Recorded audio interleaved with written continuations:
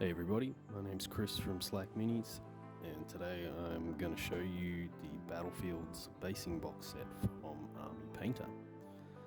We're going to crack this box open, take a look at what's inside, and then do a quick little demo with some of the basing material included. Now Army Painter didn't send me this or anything because, well, they have no idea who I am. So I grabbed this box set online for about $30. And I wanted to see if it was good value for money, as well as try out some of the Army Painter Basing material, which I haven't really used before. Now this kit comes with a few different types of basing material from Army Painter. It includes some field grass flock, some gravelly brown battleground, snowy material, some summer undergrowth, hard materials, and some larger hard brown rocks. It also comes with a tube of their basing glue, which is basically just standard PVA glue, which is pretty handy.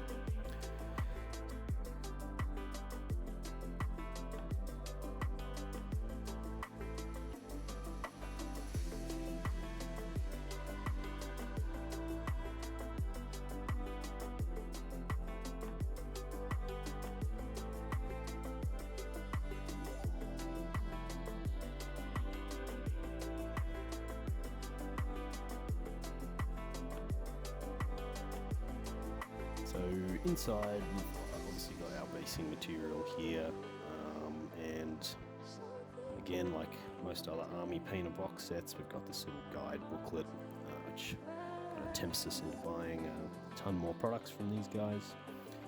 Overall, this little booklet isn't too bad. It has some pretty good starter information for people who've sort of never done modelling before. Have a flick through if you're new.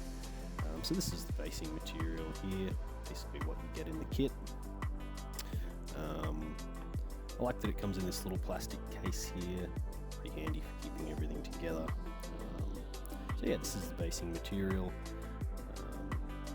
First of all, we've got large brown rock material, great for adding to the bases as a bit of a feature. We've got the summer undergrowth material here, which is like the rocks, is kind of just a feature material. Once you've put your bottom layer down, stick some of that on. We've got the grass field flock, which is actually quite a nice colour. It's a pretty decent bit there.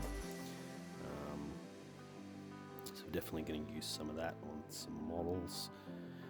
We've got the snow. Not sure if I'll personally use very much of this, but the good thing about this is you could paint it a different colour.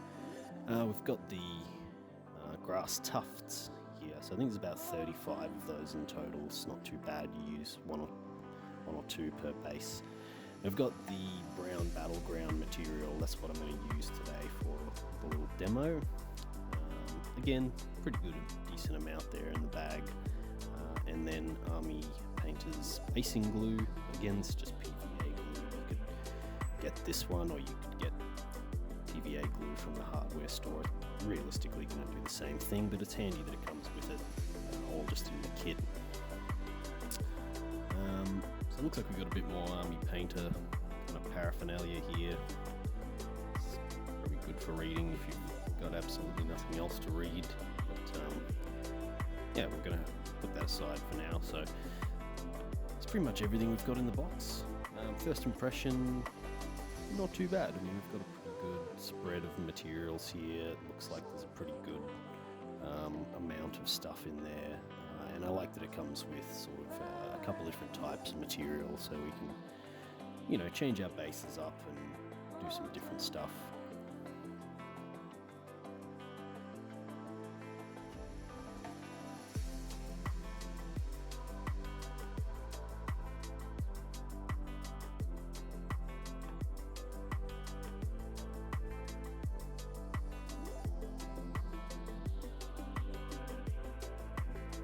I kind of particularly like these little brown rocks.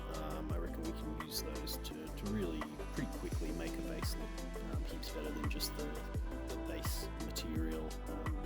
It's a pretty good spread of different sizes in this bag, so I think we're going to use some of those today on this little demo, and we're going to use the brown battleground material.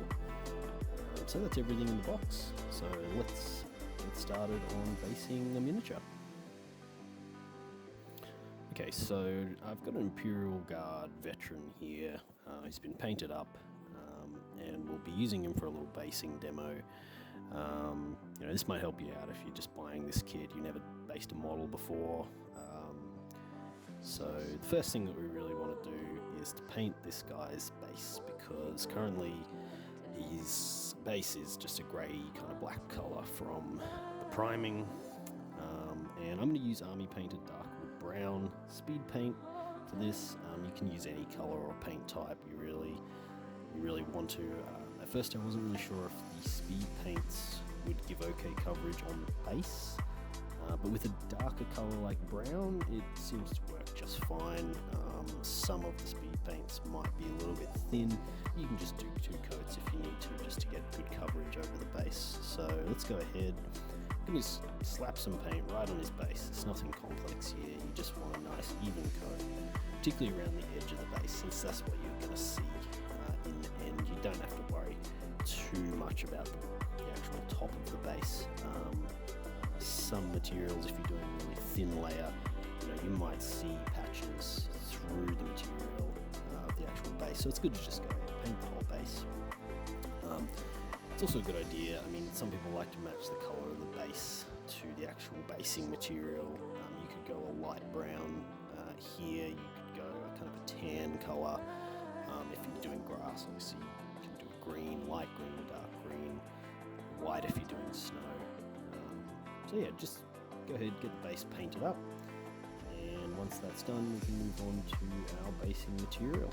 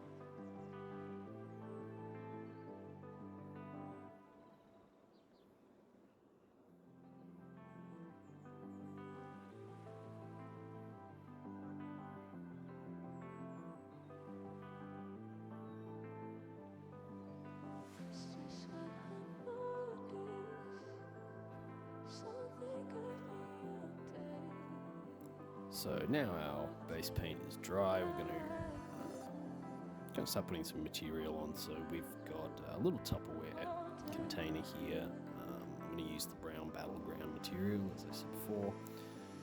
So the first thing is just pour this material out into some sort of container. It's just going to make it easier to actually get the model in there and get the material on.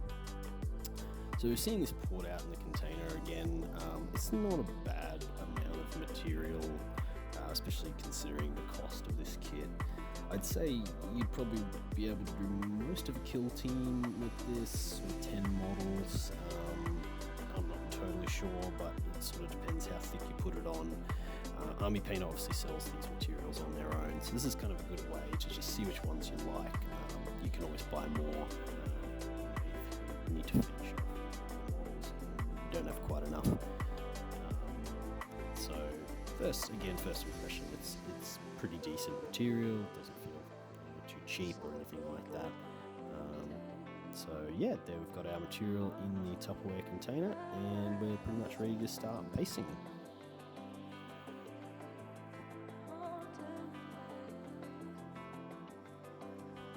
So the first thing that I want to do before we actually put the material on, as I said before, I'm going to use a couple of these sort of hard rocks on the base, and I'm just going to do a quick dry run just to figure out kind of which rocks are going to look the best, which ones are going to fit on the base. Like I said before, there's quite a few different sizes in the bag. You should be able to find something that works for the size of the base that you're doing. So I'm just going to chuck them on there, a little bit of a dry run, see where I'm going to put them. And the reason I'm doing this now is just because we haven't got any glue out, we haven't got any glue drying or anything like that. So we get a quick idea of where we're going to put them. Then we sort of know, once we're doing the basing, we don't have to worry about kind of trying to figure it out while we've got glue drying and stuff like that. So do a little dry run, see what looks good, and there we have it. So we're going to move on now. We've got a little bowl for our glue. We've got the Army Painter PVA glue. We're going to use the tweezers to obviously stick those rocks on. I've just got a little eyedropper with some water to water down the PVA glue. It's worth watering down the PVA glue. You'll find that if you use it straight from the bottle, it's quite thick. You'll use a lot and it isn't going to spread that well on your brush. So I've also just got this cheap little plastic paint brush. Don't use a good brush for this or it'll just wreck it. Use an old brush or a cheap one like that. So go ahead, throw some glue in there, pop a couple of drops in there and just sort of mix it around.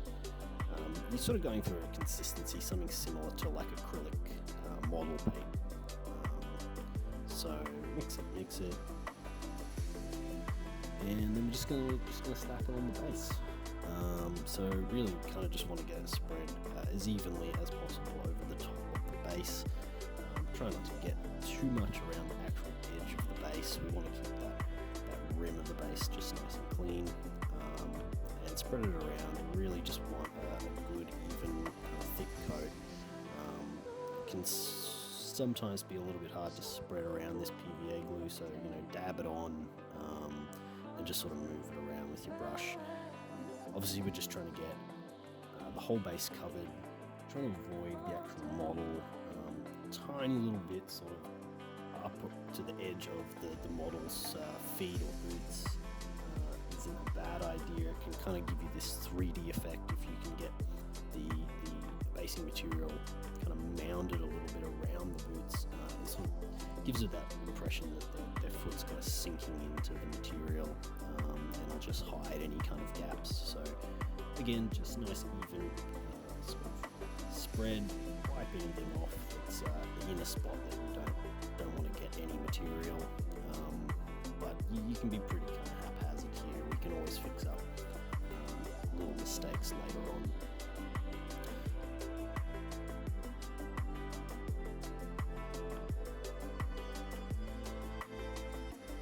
Grab your basing material, grab your model,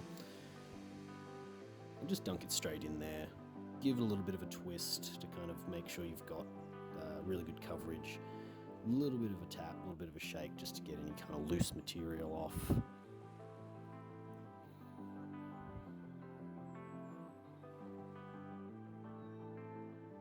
Now, if you do end up with any little bits that are in areas that you don't want, particularly around the rim of the base, you can grab like a modeling knife or any sort of flat tool and just tidy things up. Get rid of any bits that have stuck to the edge of the base, or flatten any areas that are mounded up or look a little bit janky. And kind of just be careful when you're doing this not to sort of take any of the paint off the base that you've put on. So again, a couple of little taps. The glue's kind of starting to dry now. You'll immediately know if you sort of didn't put enough glue on there, because you'll just get huge chunks falling off straight away. So if that happens, put a little bit more glue on, do a second dunk into the material until you've got really good coverage. So again, we're just going to flatten out a few bits there, make sure it's kind of on the inside of the edge of the base and not sort of spilling over the side of the base. So yeah, we've got our bottom layer on our basing material, ground battleground stuff is on there, and we can kind of let that glue dry for a tiny little bit if you want to, but generally you're pretty much right to just go ahead and start putting on our feature rocks.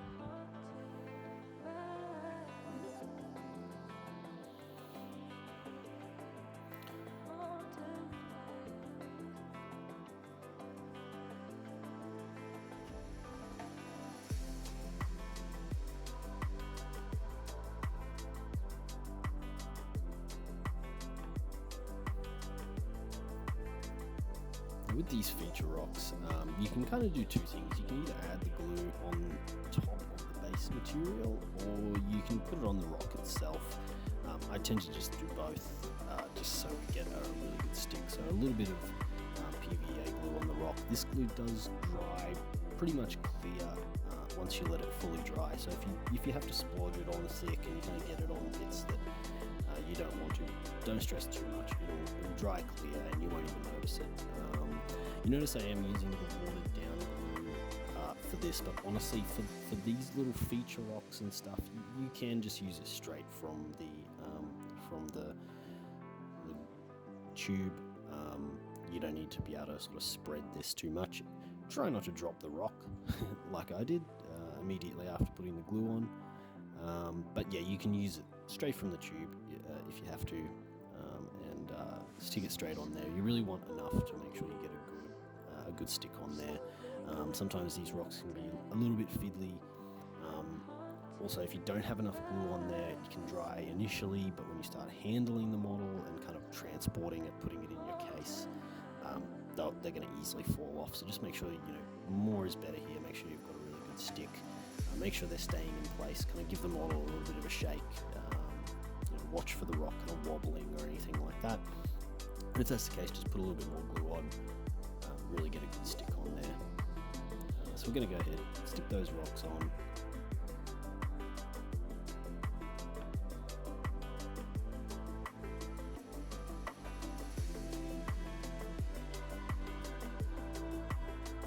So now for the second rock, just go again, put a little bit of glue on there, a little bit of glue on the rock, hold it with the tweezers.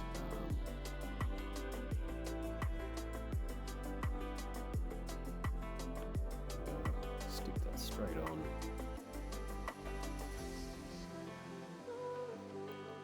And kind of just pushing it down into the basing material.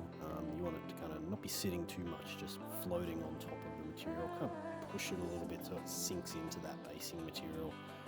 It'll look better. It'll look like the base, a bit more natural base materials coming up around the edge of the rock, and it'll also just help it just kind of stick in there. It won't just be, as I said, just floating on top of the base material. So you can see there, the rocks aren't coming off. A little bit of a shake.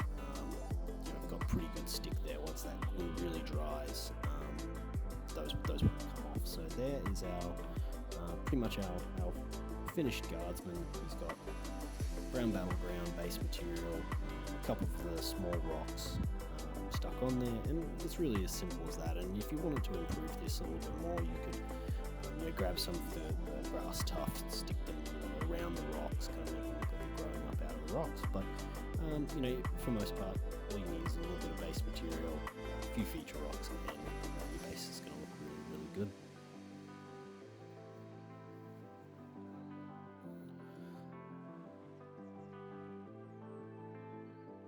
So there you have it, the Battlefields Basing box from Army Painter. Overall, I'm pretty impressed with this little box set, as usually am with products from Army Painter. It's definitely a good buy if you're new to basing models, since you get a few different selections of materials, some decent glue.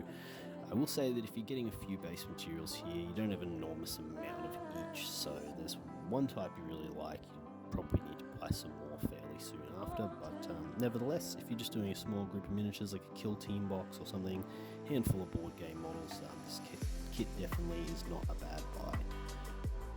Thanks for watching, guys. Have fun basing miniatures, and I'll see you next time.